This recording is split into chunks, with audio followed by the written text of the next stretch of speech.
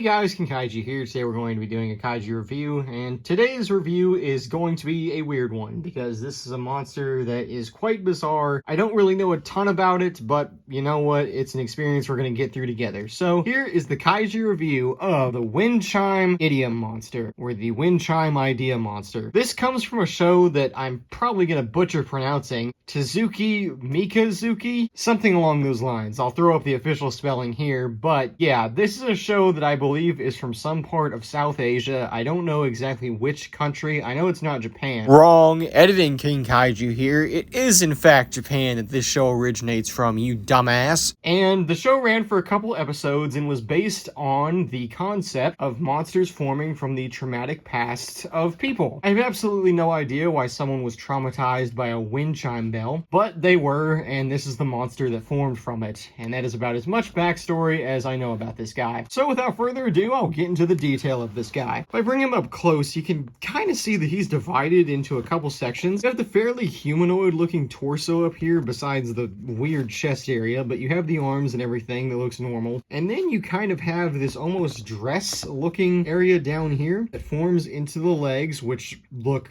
bizarre as well. Kind of reminds me of like an insect or centipede. And you also have this bizarre appendage down here. Now I'm sure a lot of you guys are thinking that this is a part. That's a penis! But it actually is part of the wind chimes that are from that region of Asia. They all have something similar to this, and whenever you translate it to figure form, it just kind of looks like that. And to make it even more bizarre, it is actually rubber. Penis! It's more bendy and all that fun jazz. It's not a bendy wire, but you are going to get kind of a similar effect out of it. I'm just now realizing this. I think this is actually a bendy wire. I've never noticed that before, but I think you are actually going to get a little bit of a bendy wire out of this. Huh, I have never noticed that. I mean, detail's good. It looks pretty good throughout most of the body. It's better than most Bandai figures I've ever seen. And the paint is also a lot better than most of them. So, yeah, I would say, for whatever it matters to you guys, the detail is actually pretty good on this figure. As for articulation, you've already seen most of it. The head can rotate a full 360, as well as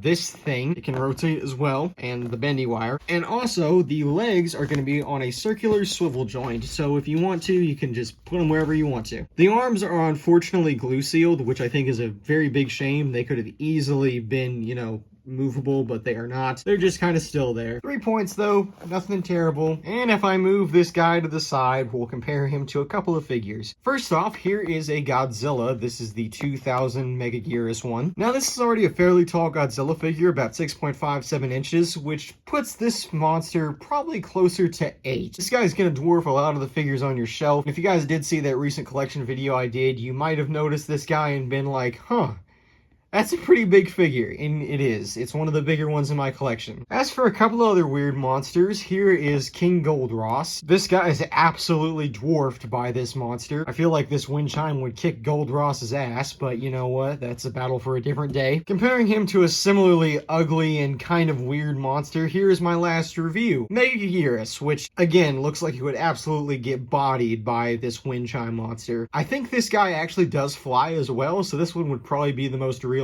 fight out of the bunch. And that is my review of the Wind Chime Idiom Monster. This guy's weird. I don't think I have to really reiterate that for a bunch of people. It is a bizarre looking monster. And I like bizarre looking monsters, which is why I bought the figure in the first place. I've always been a fan of them like that, and I'm glad that I own one of the monsters from that show. There is a couple that are in figure form that I've seen over the years that are equally bizarre, and one day I might review them if I ever get my hands on them. That is all I really have to say for this review. I hope you guys have enjoyed. I'll see you all in the next video.